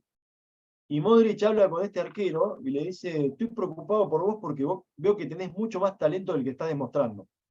No sé qué es lo que te está pasando, quiero charlarlo con vos, pero me parece que tenés tanta ansiedad por demostrar lo que sos que te estás jugando en contra. Y me preocupa porque sos un tipo de mucho talento, sos un buen tipo, creo que lo vas a lograr, pero tenés que cambiar algo. ¿Sí? Y hablan, ¿no? Y le pregunta, ¿qué te está pasando? Esto también tiene que ver con la preparación, digo, de un contexto. Es decir, vas a tener situaciones de alta exposición, si viene un mundial, vas a ser una persona importante en ese mundial, pero algo tenés que cambiar para llegar a ese potencial que tenés. Esto a la vez implica una situación compleja, que es decirle algo desagradable a alguien del mejor modo posible y de modo tal que el otro entienda que es una preocupación genuina por ayudarlo. ¿Sí? Que no es una crítica destructiva, sino que es algo que se le dice para que mejore. Estas situaciones también las tienen que preparar. Hay libros hoy en día sobre conversaciones complejas, conversaciones difíciles. Si lo buscan en internet van a encontrar por todos lados. Pero si uno, siguiendo la línea de lo que venimos diciendo, si uno ve que alguien está con una cara, que la cara dice, está mal, está deprimido, está bajo, necesita mi liderazgo, necesita que alguien lo ayude, necesita que coopere, por ahí me doy cuenta que no soy yo el que le tiene que hablar, que le tiene que hablar otro, ¿sí? Tengo que estar atento a eso, pero si me toca a mí hablar, también tengo que prepararme para esa situación, ¿sí? También tengo que prepararme y pensar, bueno, ¿cómo lo digo? ¿Qué reacciones puedo generar? ¿Sí? ¿Con qué lo puedo motivar? ¿Sí? A veces las personas necesitan no una motivación, sino un llamado de atención. Bueno, ¿qué es eso que necesita la otra persona en el contexto en el que está? Esto también es algo imposible de programar, ¿no? Pero imposible de programar porque uno, digo, las situaciones críticas, uno no sabe cuándo van a surgir, ¿sí? Uno no sabe cuándo se le va a presentar la mini crisis en el partido, en el plantel, no lo sabe, pero tiene que estar preparado, ¿sí? Y la primera preparación, me parece a mí, es saber que cuando hay situaciones críticas se mira al líder, ¿sí? Muchas veces se dice, el liderazgo es solitario. Y sí, es verdad porque el líder tiene que caminar adelante, ¿sí? Y caminar adelante es exponerse a esa soledad, es dar el paso hacia el vacío. Pero dar el paso hacia el vacío es lo que se necesita para que los otros vean hacia dónde está el rumbo. Y eso nunca es más importante que en las situaciones críticas, ¿sí? Las situaciones críticas son momentos de mucha incertidumbre, donde todos los otros no saben qué hacer, y lo natural es decir, bueno, a ver, ¿qué va a hacer el líder? ¿Qué es lo que está haciendo? ¿Cómo se porta? ¿Sí? Se descontrola el partido. ¿El líder está descontrolado o el líder está bajo el control de la situación? ¿Puedo yo descansar en el líder o el líder está con el palo de hockey revoleándolo a los contrarios, al referee? ¿Sí? Fíjense que incluso muchas de estas situaciones, las situaciones más desagradables que ocurren en el deporte, ocurran por alguien que se descontrola y por nadie que puede tomar el liderazgo para reducir ese descontrol. Bueno, el liderazgo implica que sobre las espaldas de ustedes, para bien y para mal, yo lo tomaría de un buen modo porque es mejor, digo, estar en ese control, pero van a estar los ojos del resto. Entonces, cómo se conduzcan en esas situaciones, lo que comuniquen en esas situaciones, va a ser trascendental también para la imagen que proyecten ustedes como líderes. Y en esto también elegí un ejemplo que a mí me encanta. Es para mí el cierre perfecto de una carrera de un líder espectacular que es John Hills. ¿Sí? John Hills fue un jugador australiano, campeón del mundo con Australia en rugby, que jugaba de segunda línea, ¿no? Segunda línea es un puesto muy físico en el rugby, de mucho desgaste, de hacer mucha fuerza, de estar mucho, digo, en ese barullo, digamos, del rugby, que es el maul, el rack, y por eso en general son posiciones en las cuales no se patea a los palos, ¿sí? Si ustedes vieron alguna vez partidos de rugby, bueno, el partido de rugby tiene situaciones, son los penales, o después de los partidos, donde se patea a los palos para sacar puntos. En general, esa patada la hacen jugadores que no están tanto en la fricción y en el contacto, ¿sí? Porque tiene un resto físico y mental para poder concentrarse en patear a los palos. Sin embargo, John Hills, en el último partido de su carrera, está 2 puntos abajo del clásico rival de Australia en ese momento, que era Nueva Zelanda, en un campeonato muy importante que ahora juegan los Pumas, pero en ese momento jugaban Australia, Nueva Zelanda y Sudáfrica. Y los All Blacks estaban, es decir, Nueva Zelanda estaba arriba en el tanteador, ganaba por 2 puntos, y estaba arriba en el torneo. Si Australia ganaba el partido, pasaba a Nueva Zelanda y salían campeones. Último minuto, hay un penal. Ese penal lo pateaba otra persona. No me acuerdo ahora si era apertura o fullback, pero era otra persona. Y John Ince, que es el capitán, pide, o sea, el capitán en el rugby tiene la función de decidir qué hacen los penales, si patea los palos, si patea afuera o si juegan. Y él pide patear a los palos y agarra la pelota a él. Bueno, la historia tiene un final feliz, ¿sí? Patea los palos, la pelota entra, salen campeones. Pero yo creo que hubiera sido un gesto, digamos, de grandeza también si pateaba y erraba. Era alguien que sabía patear, ¿eh? No es que hizo una corajeada estúpida de decir, ahora pateo yo y la iba a patear a la tribuna y era una vergüenza. Sabía patear a los palos el hombre, pero además toma la determinación de ser él el responsable, ¿sí? De asumir la posibilidad de perder, ¿sí? Eso me parece que habla mucho del liderazgo de John Ince, de cómo ante una situación crítica, él se hace cargo de la responsabilidad, ¿sí? No le delega la responsabilidad a alguien que lo podrían haber señalado, sino que él era alguien ya consagrado, ya era capitán, y digo, asume esa responsabilidad de patear los palos con todo lo que tenía para perder. Creo que hay que tener de vuelta mucha capacidad de reflexión, mucho autoconocimiento, porque eso sirve para cuando uno está en las situaciones críticas, tener la capacidad de distanciarse y hacerse cargo de lo que esa situación crítica requiere del líder. Después hay un aspecto, me parece a mí que también es fundamental del liderazgo actual, ¿sí? Pero sobre todo, bueno, ustedes están jugando, digo, son líderes en los clubes, y esto, digo, es lindo y es pesado a la vez, pero ustedes son como la figura que encarna muchos de los valores, de las conductas, ¿sí? Y de lo que un club proyecta, ¿sí? Para las personas. Me pasó una cosa rara ahora, yo soy, digo, para varias dimensiones del liderazgo, les cuento. Yo ahora soy entrenador de mi hijo que tiene 6 años, de rugby, y soy como el head coach, ¿no? Que es el que se tiene que encargar de varias tareas, bueno, administrativas, definición de entrenamiento, son varias, es un trabajo, es un trabajito. Y cuando me lo pidieron a mí, yo sabía que era bastante trabajo, no es que tenía unas ganas mortales, digamos, de hacer ese trabajo, pero me lo pidieron y lo primero que pensé en la persona que fue mi entrenador cuando yo era chico. ¿Sí? A mí entre los 10 y los 16 años, me enseñó una persona con unos valores espectaculares que a mí me enseñó mucho de cómo comportarme adentro de una cancha. Y yo le estoy muy agradecido por lo que aprendí para mi vida a ese entrenador que se llama Félix Martínez Balarga.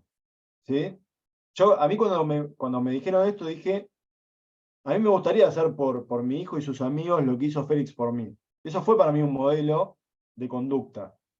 El capitán es más todavía, ¿sí? Entre las cosas que les digo, el otro día viene un chico de 6 años y me muestra una camiseta y me dice, acá está tu firma. Sí, era una camiseta que yo había firmado cuando yo era jugador. Es una cosa muy loca que a uno le vuelva en esa situación, la camiseta firmada, que uno por ahí en la inconsciencia dice, sí, yo firmo, pero digo, en el fondo yo soy una persona común y corriente que está tratando de estudiar y que está tratando de trabajar y que está haciendo las cosas bien y que se equivoca y no se da cuenta de todo el efecto que eso tiene sobre muchos chicos. Esta camiseta obviamente había sido heredada de otro primo, pero es curioso que había mantenido esa camiseta con las firmas que le habían dado yo terminé de jugar hace más de 10 años, hace más de 11 años. Este es el impacto que tiene el líder y lo que comunica sobre todo el resto. ¿Y por qué toma Poncio? Bueno, por ahí primero porque soy de River, eso es posible que ese cebo yo ya se los aclaré, pero también porque hay una anécdota linda de otro jugador, de Girotti, acerca de Poncio, que dice, Poncio para mí fue muy importante, porque aprendí de él hasta qué auto me tenía que comprar.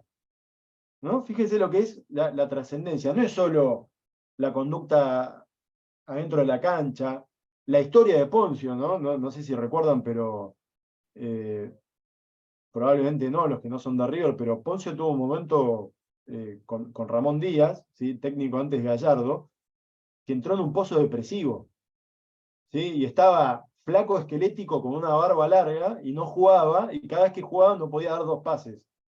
Terminó eso con 2 Copas Libertadores, siendo el capitán del equipo, ¿no? O sea, la propia historia de él comunica mucho acerca de la resiliencia, ¿sí? El superar situaciones críticas, pero además, esto que no es tan visible para alguien que ve los partidos, pero sí para todas las personas que lo rodean, que es, bueno, ¿cómo me tengo que vestir?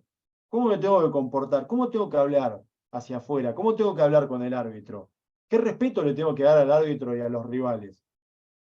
En el caso de un futbolista profesional es hasta qué auto me compro. ¿Sí? Cuenta Girotti que le dice, che, mirá, no sé qué auto comprarme, ¿qué me recomendás? Y le dice, vení, acompañame. Y lo lleva al estacionamiento.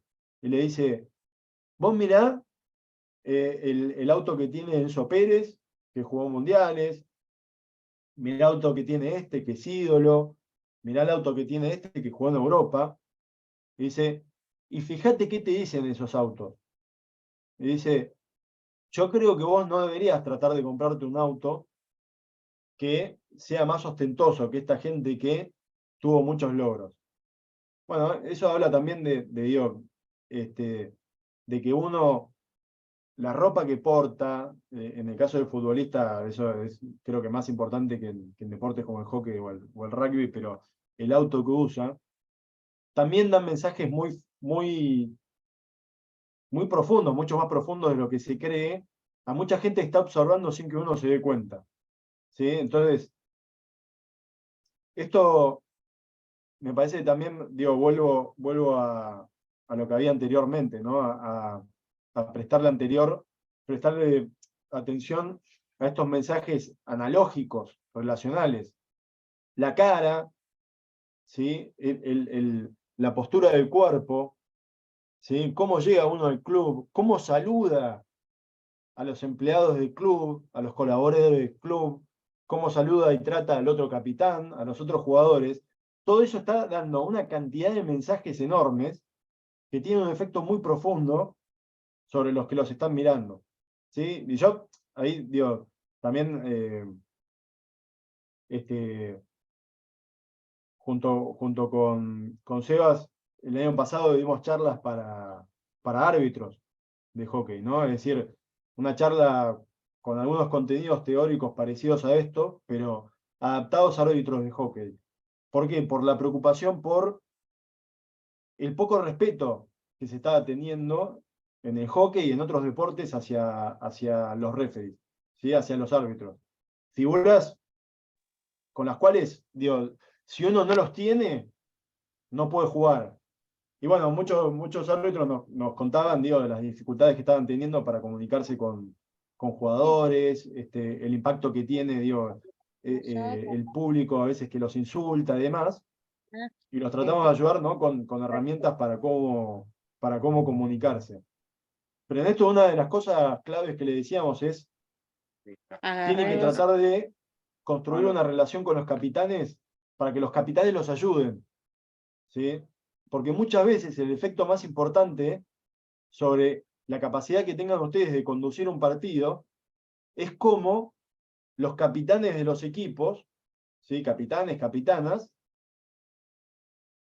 frenen ciertas situaciones o se comporten respecto al árbitro.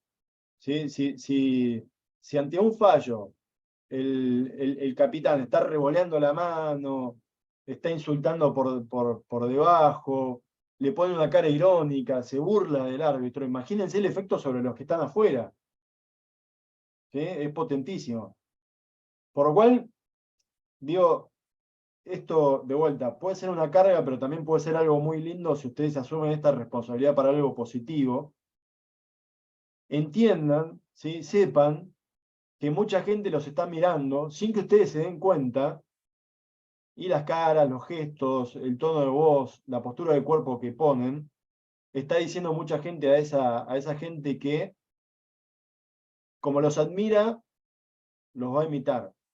¿Sí? Por lo cual, me parece hacerse cargo de esa responsabilidad y pensar muy bien en cómo uno está transmitiendo con esas actitudes, con lo que dice, con cómo se comporta algo hacia afuera, es algo que tenemos que tener en cuenta con mucha mayor conciencia, ¿no? Si se fijan, una línea conductora, tanto de lo que dijo Sebas como de lo que digo yo, es estas son herramientas que nosotros damos, pero que son útiles en la medida de que ustedes tengan un proceso de autoconocimiento y autorreflexión que les permitan usarlas con mayor efectividad. ¿Sí? Bueno, hasta ahí mi parte, digo, podemos profundizar un montón de cosas, pero nos gustaría también escuchar qué dudas, qué experiencias, qué anécdotas tienen ustedes para compartir, de modo tal que también, digo, eso propio que ustedes comparten nos sirva a todos para aprender.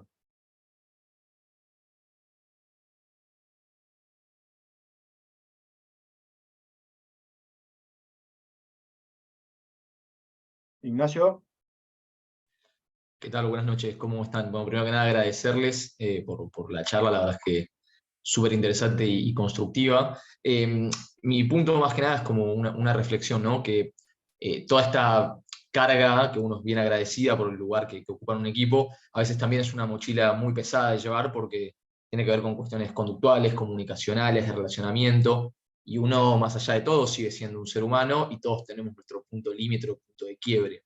Entonces, la pregunta o lo que intento decir es cómo nosotros podemos intentar volver a ese lugar de ejemplo o de figura, de referencia para el resto, cuando a veces se nos complica por cuestiones de partido, por cuestiones propias de la vida, por cuestiones como citaron ustedes de arbitraje, que a veces obviamente uno tiene sangre y más cuando está en acción. Entonces, ¿cómo se puede volver o no sentir que ser un ejemplo tiene que ser siempre una responsabilidad, pero también una carga, ¿no?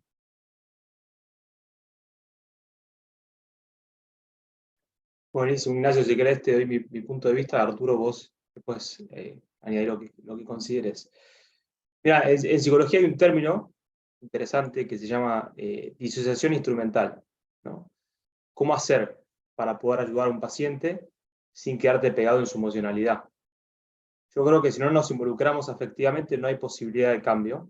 Si nos quedamos involucrados en la afección del otro, tampoco lo hay. Entonces, esa distancia entre involucrarte y correrte es compleja, ¿no? Y lo único que te la va a dar es la experiencia. Por un lado. Por otro lado, creo que también es un ejemplo de liderazgo, la humanidad que vos podés llegar a plasmar cuando te equivocás, ¿no? El caso que trajo Arturo con Messi.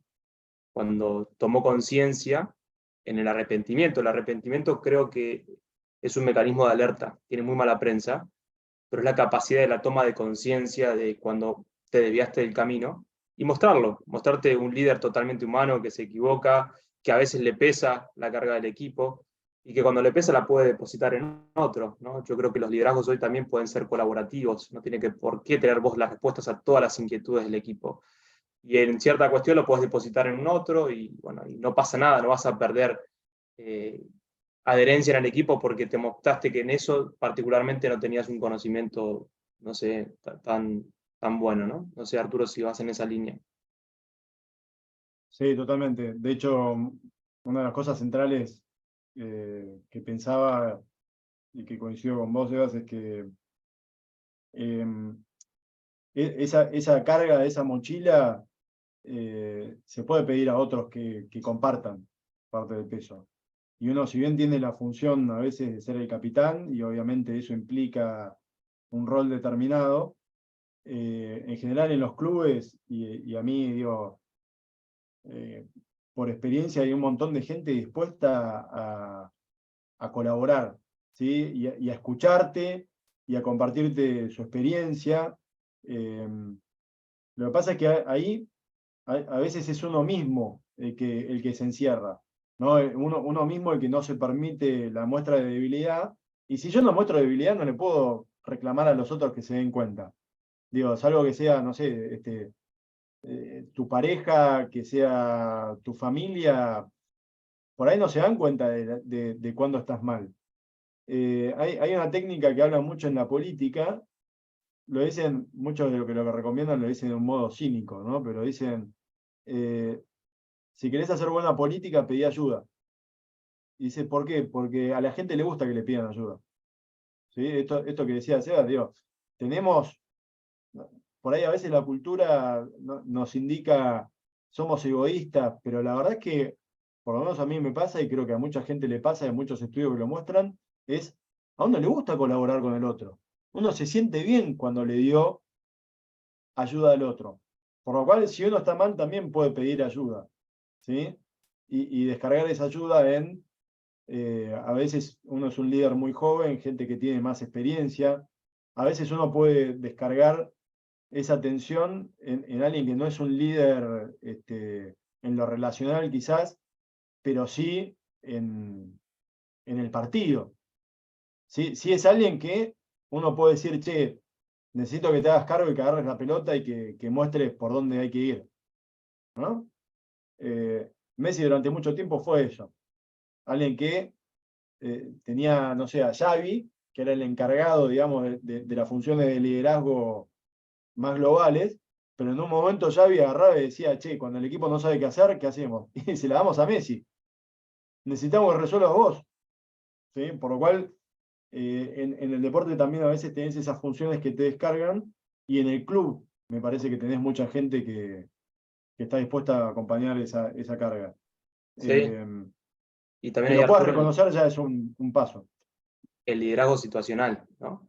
Una vez estaba trabajando Sí. con un entrenador en un equipo del deportivo y me dijo, en esta charla técnica en el entretiempo, no voy a hablar yo, sino que el que va a hablar es tal auxiliar porque lo que tiene que decir en este momento es lo indicado, ¿no? Y también el capitán tiene que saber reconocer eso. Por ahí hay momentos en los cuales no tiene que actuar, sino que tiene que actuar otra persona porque lo que necesita el grupo en ese momento es otra mirada diferente a la que tiene el líder.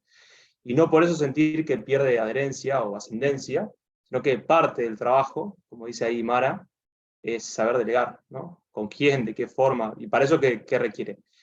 Poder captar la necesidad del equipo. Y eso exige mucha mirada, ¿no? A mí me gusta mucho, yo además de comunicación estudié ciencia política, por lo cual me encanta la política. Y una de las cosas que es muy fuerte cuando muchos hablan de grandes líderes políticos, no necesariamente estadistas, pero sí líderes políticos, es la capacidad de delegar. Muchos la leen como seguridad. ¿Sí? Es decir, alguien que puede delegar no es alguien débil, es alguien que es tan fuerte, ¿sí? Tiene tanta confianza en sí mismo, que puede darle a los otros sin miedo a que eso les diezme, digamos, el prestigio.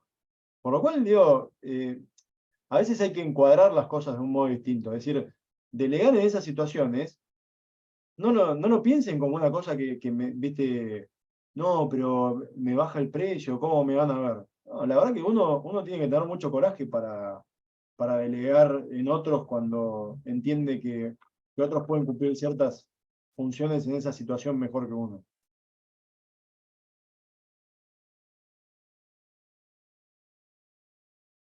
Buenísimo, ahí nos hablan por el chat. Pablo. No, perdón, Rocío. Dice que una de las cosas que le sirven en lo personal es apoyarse en los referentes y buscar anclajes para no irse del partido con las situaciones de enojo o de inconformidad. Excelente, es un término muy psicológico ese, la utilización de anclajes, palabras claves, imágenes que puedan despertar cierta afectividad específica, ¿no? Está bueno que lo tengan en cuenta, como los rituales que pueden llegar a utilizar previo a la competencia, durante la competencia, para despegarse rápidamente de un error, para bajar su nivel de activación fisiológico, para incrementarlo. Para todo eso exige como paso número 1 lo que Arturo remarcó antes, el autoconocimiento, ¿no? Porque tal vez muchos de nosotros funcionamos mejor en cierto nivel de relajación, pero otros con un nivel más cercano a la euforia. El tema es distinguir dónde estoy y cómo hacer para llegar a otro nivel, ¿no? Y eso exige conocimiento propio y después como capitán y líder el conocimiento del equipo, de cada uno de los sujetos, de los individuos. Y eso exige tiempo, ¿no? Porque poder reconocer qué exige cada uno de mis compañeros exige tiempo y mirada, ¿no? Por eso creo que la gran palabra clave de esto es poder mirar al otro en cuanto a su dimensión personal. No sé si hay alguna otra inquietud, pregunta, comentario.